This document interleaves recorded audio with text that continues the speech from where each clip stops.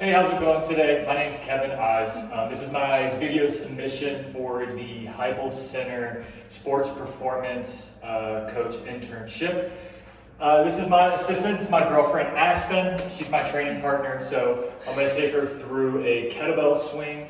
The plan was to do some variations of Olympic lifts, but due to our gym at the apartment complex, weren't able to get in there, so just for time's sake, wanted to go ahead and teach the double kettlebell swing.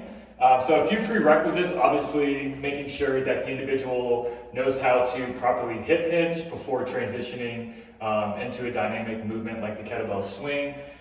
So ways of teaching the hip hinge, you can do a PVC hip hinge. Important things are making sure the athlete keeps a neutral spine, stays balanced on the foot, and then is able to properly load the hips through a hip hinge. So I'm just going to demo a few reps, and then I'm going to go talk over it with Aspen, give her some key points, and then let her do a demo set, and then we'll make any adjustments if needed.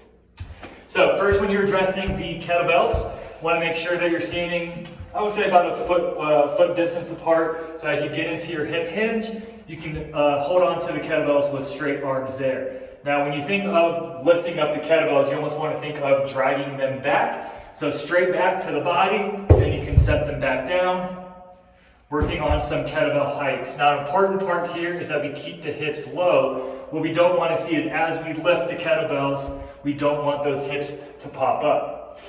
Secondly, from there, once we get into a progression from the kettlebell drag, then we're going to get into a real kettlebell swing. We want to finish in a tall and tight position.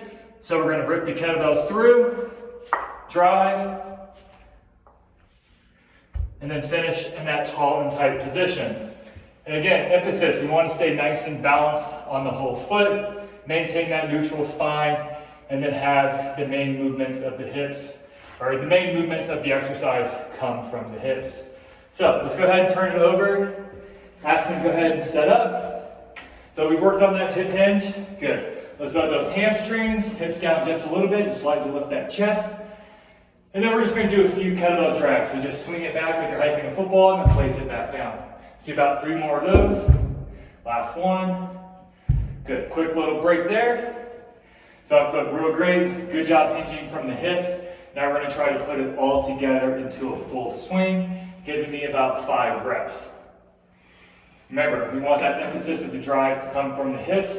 Finish nice and tall at that top position. There we go. Good. Drive those hips. Last one, snap, and set them back down. Nice job. And that is the kettlebell swing. Thanks again for this opportunity.